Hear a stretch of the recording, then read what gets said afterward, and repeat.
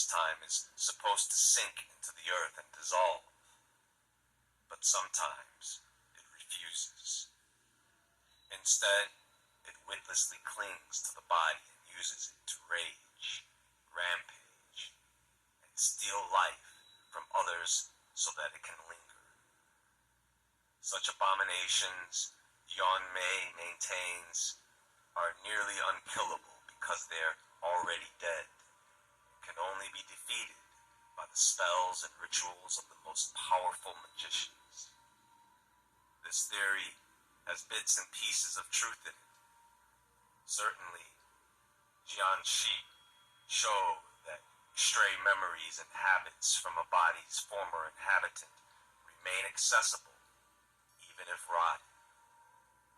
But in the end, I find myself more persuaded by the view that it is not the Pope that animates the corpse at all, but rather the case that the deceased body has been opportunely possessed by a non-human force or wandering spirit that has snatched it up like a thug might snatch up a club. Now, this is an excerpt from the Shadow Book of Ji Yun, and if you noticed, the description of what are known as the Jiangxi seems to be very similar to the legendary mythical creature which we have come to know very well in Western folklore. The Jiangxi is known in English as the Chinese zombie, or its more villainous identity, the hopping vampire.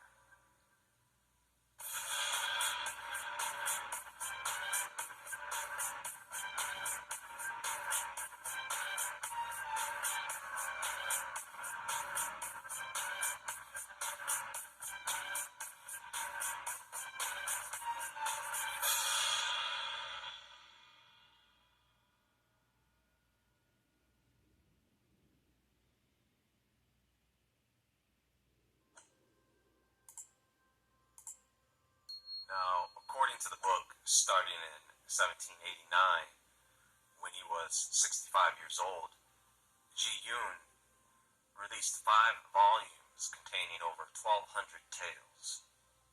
Now, Ji Yun was an important figure in the 18th century China. He was very well known for his intellect, his literary talent, and he was known for making several contributions to Chinese literature and culture. He was born in 1724 and later became a scholar, a government official, and a writer. And the Shadow Book is actually considered to be an encyclopedia that explored various aspects of Chinese society, folklore, customs. The stories that he authored were tales, some of which were claimed to be autobiographical or based on real experiences. So there seems to be a kind of blending of fact and fiction to add this intriguing layer to his work. So this is a very interesting read, I will say, and just reading some of the titles in the table of contents, for example, on the Jiangxi and other returns, The Secrets of Hanlin Academy, Meat, Vegetables, Guest from the Sky. Now, Guest from the Sky was a very strange story, not lacking any level of creepy. Ji Yun says he had a close friend named Tai Chen, and before Tai Chen died, he wrote some letters to Ji Yun. Ji Yun says that his friend was a very intelligent and articulate individual, yet he had a hard time getting through his letters. Let's just say that Tai Chen's confession was extraordinary. Ji Yun's story is that Tai Chen one day went hunting up in the mountains to help himself recoup after being sick for some time. He said the trip went unremarkably well, but when he left the woods, something followed him out. 2 spinning orbs in the sky. He said he could see them no matter if his eyes were open or closed, almost as if he could see them in his head. He said that these two orbs followed him for days before they suddenly opened up and out came two young women. They floated down to give him a message that their mistress fairy would like to meet him. He agreed, and then he was transported to a room that he describes its dimensions as being dizzy. Jade walls decorated with purple seashells. Now get this, he says that the mistress fairy was beautiful, but not a peaceful beauty. He says it was the kind of beauty that disturbs because it exceeds limits. Powerful words, right?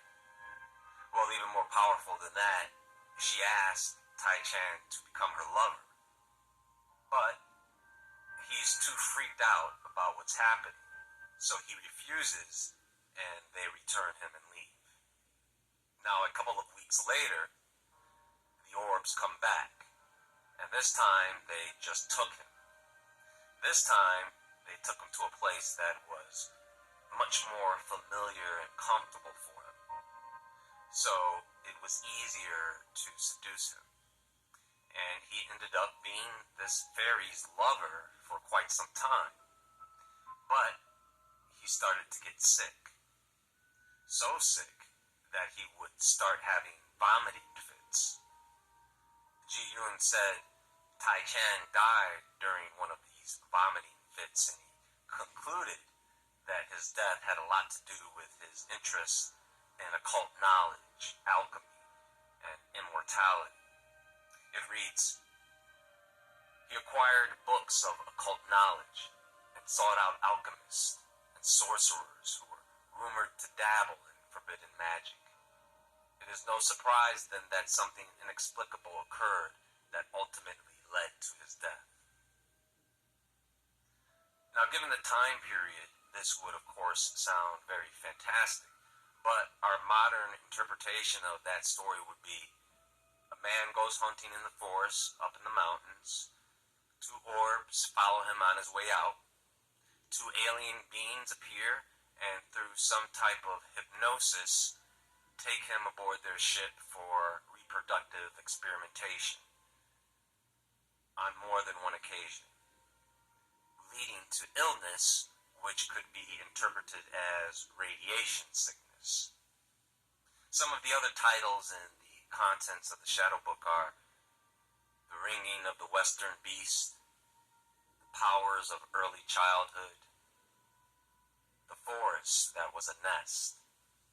That one is actually about lingering fogs, The Shadow of the Old City, The Visitors, The Rat in My Friend's Room, Roof Walker, A Note on Conjured Spirits, Playmates, The Red Sect, What Key Becomes, Women Without Names, Road Ghost, The Swap, The Future and the Past, The Bloom, different maps of the same places. So, Jiangshi, which is often translated as hopping corpse or hopping vampire, represents a unique entity within Chinese supernatural beliefs. Contrary to Western vampire archetypes, Jiangshi are reanimated corpses animated by dark magic or supernatural forces rather than being undead beings sustained by blood consumption. The origin of Jiangshi is rooted in Chinese cultural beliefs surrounding death and their burial customs, and also the preservation of vital energy, or qi. Now, according to legend, individuals who die under unnatural circumstances or without proper burial rites may become Jiangshi, and these corpses hunger for the life force of the living rather than blood, as seen in Western vampire lore. The characteristics of Jiangshi is their peculiar mode of locomotion, hopping with outstretched arms, similar to a macabre dance. This hopping motion is believed to be the result of rigor mortis and the reanimated body's inability to bend its limbs. Jiangshi are often depicted as fearsome creatures with exaggerated features such as elongated fingernails, blood-red eyes, and protruding teeth. But they have vulnerabilities. They are said to be repelled by the color red, and symbols of good fortune, such as talismans or written blessings. Now, on the Jiangshi and other returns, there are the tales of Doctor Who.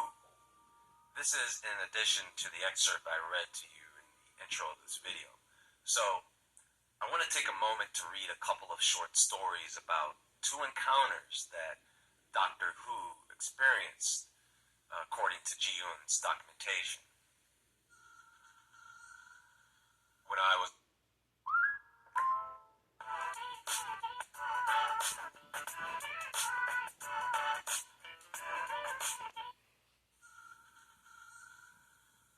was around 6 or 7, my father had an acquaintance named Hu Gongshan. Dr. Hu was reserved about his past, so many rumors circulated. One of the most popular held that he served in Wu Sangui's rebel army under the family name of Jin, and that upon Wu Sangui's defeat, he changed his family name to Hu to escape punishment.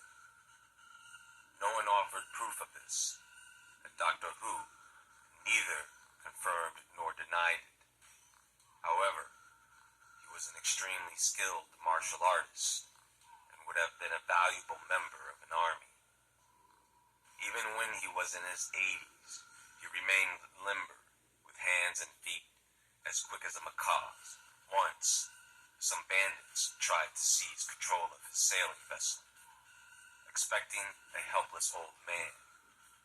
But he snatched up a long-stemmed smoking pipe and whipped it around like a fishing pole to fight them off, jabbing its tail end up into their nostrils and eyes repeatedly. Dr. Hu was brave when it came to fighting men, but he wasn't entirely fearless.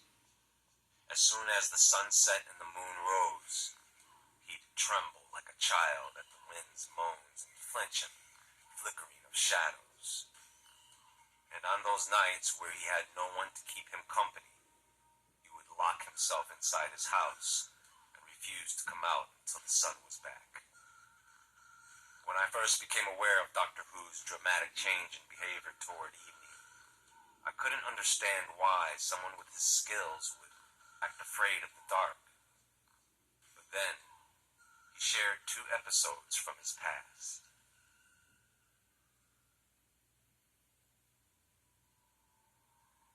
Jiangshi, Dr. Hu said, were not just monsters made up to frighten children. They were actual creatures. At least, he had encountered 2 entities in his long life that corresponded to Jiangshi legends. The first attacked him in the dark of the woods one evening when he was a young man. As with the villains in the boat, he fought back. He could barely see what he was fighting, other than it was a person shaped and oddly stiff and spastic in its movements, as if missing half its joints. Still, he felt hopeful because he was so good at fighting men. But this time his martial arts skills meant nothing. Although he punched and smashed his knuckles against the figure, Dr. Hu might as well have been punching a wooden door or a rock wall. At last, he rushed to a tree to scramble as high as he could on its swaying branches. He was sure the creature would follow, but it turned out that its weirdly rigid body was no good at climbing, although he could hear it trying like a bird beating itself against a window. The creature tried to reach Dr. Hu all night. Its dumb, stubborn arms hugged the tree stiffly, as it circled it in broken little steps, trying to gain the momentum to launch itself upward. Exhausted and terrified, Doctor Who clung to his perch until morning came, bringing with it the yang light of the sun. At this point, the figure's movements slowed until it stopped moving altogether, as if it had abruptly died while holding the tree and now adhered there like a cicada shell.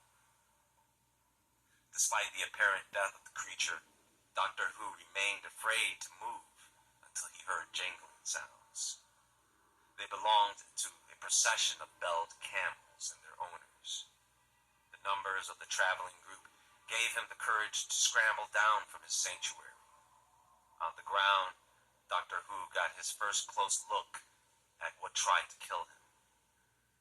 Man-shaped, yes, but not a man, although it looked like it might have been at one time. Covered with a snowy, something resembling fur or mold, and possessing blood-colored eyes, talon-like hands, and pointed teeth so long that they jutted past the lips. The deep wrongness of the creature, which managed to be both aesthetic and moral, disturbed Doctor Who to his core. As bad as this first encounter was, Doctor Who's second proved worse. It happened at a guest house in a remote spot in the mountains. He was sound asleep when a movement beneath his sheets woke him. Thinking a rat or a snake had found its way into his bed, Doctor Who refrained from sudden motion to avoid getting bitten, and lay still to watch the progress of whatever it was, at least until it poked its head out of the sheets and could easily be caught by the neck. However, before his widened eyes, the thing beneath the sheets began to impossibly swell until it was the size of a human head. And then the sheets inflated further as the rough form of a body formed around that. When the thing did poke out of the sheets, it was indeed a head, a woman's, and it stretched its way onto his pillow as its owner's naked body turned to him, feverishly warm. Despite the woman thing's beauty and the silky heat of her flesh, Doctor Who felt no lust, but he was so paralyzed with fear that he did not fight her either, when her impossibly long arms wound around him and crushed him close. Nor did he fight when she forced her stinking mouth against his in a kiss so pungent with decay and blood that he gagged and passed out. He was unconscious during what happened after that. His blackout would have been a mercy except for one thing. He couldn't be roused from it when he was discovered later. In fact, he would have likely died without ever opening his eyes again if a physician hadn't been found with the good sense to treat Doctor Who with antitoxins and several agents. These were massaged down his gullet until he regained consciousness. It was after this that the dark began to make Doctor Who tremble, because he knew it was not empty. So Doctor Who was this tough martial artist, but even he had some fears lurking in the shadows. First off, we've got Doctor Who's encounter with some creepy creatures straight out of a zombie story. He's out in the woods one night minding his own business when he's attacked by something that seems to be a cross between a zombie and a vampire. This thing was like a person, but all stiff and jerky, with blood-red eyes and sharp teeth. Now, Doctor Who tries to fight it off, but it's like punching a brick wall. The creature chases him up a tree all night, but thankfully it can't climb. Doctor Who survives until morning. At the end of this story, we find that the creature has either gone dormant during the daylight, or it was killed by the sunlight, or it starved to death from not being able to feed on Doctor Who. But wait, it gets even weirder. Doctor Who's next run-in the supernatural happens in a guest house in the mountains. He wakes up to something squirming under his sheets, and before he knows it, a woman's head pops out. But get this, the woman thing starts growing until it's a full-blown body. And it's not just any lady. She's like something you would see in Chinese or even Japanese horror films. They portray the undead often as a combination of vampire and zombie. Her touch is scorching hot. Her breath stinks of decay. And she tries to smother Doctor Who with a kiss that would make your skin crawl. Now, these encounters leave Doctor Who terrified of the dark because he knows it's not just empty, it's hiding things. These stories make you wonder what other horrors are lurking out there in the shadows, just waiting. Now, the Shadow Book isn't your typical encyclopedia, of course. Ji Yun packed it full of all sorts of interesting tales about Chinese society, their culture, their folklore. Some of them frightening, some will make you laugh and even make you think twice about the world around you. I actually found some stories rather enlightening. But here's the twist. Ji Yun didn't just stick to the usual, he threw in some real curveballs, like encounters with supernatural beings, tales of mysterious happenings, showing us a glimpse into the occult.